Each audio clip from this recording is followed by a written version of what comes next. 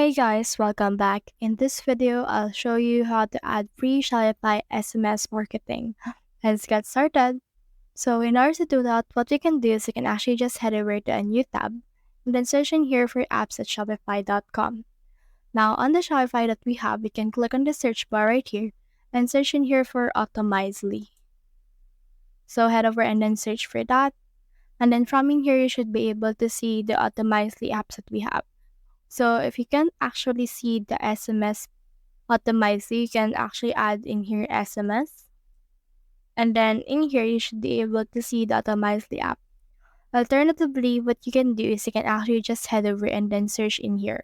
So as you can see, this is what it looks like on the Automized email marketing SMS. So head over and click on this one. So they actually recently changed their logo, so don't be afraid or don't be confused. Head over and click on install right here. Then once you have done that, as you can see, this will open a new tab wherein it will ask for access in order to install this. So head over and click on this install button, and then it will install itself on our Shopify dashboard. So this is what it looks like right now. So this is the dashboard. What we can do is we can click on this emails and SMS. And on this thing right here, we should be able to add in here a newsletter. So you can see that they have here trending email templates. So for example, let's choose this one. And then on this template right here, you should be able to edit it. So just head over and edit out everything. They will also take you a tour once you head over and then open them. So from in here, what you can do is you can just head over and then edit out everything that you have right here. You can change the image and everything as well. Now on this, you can actually just click on this one and you can save this right here first before you send it. So let's try to save this. And then once it's been saved, we can actually see our actual email template that we have right here. So you can click on the three dots, you can edit it, duplicate it, or create an A and B test.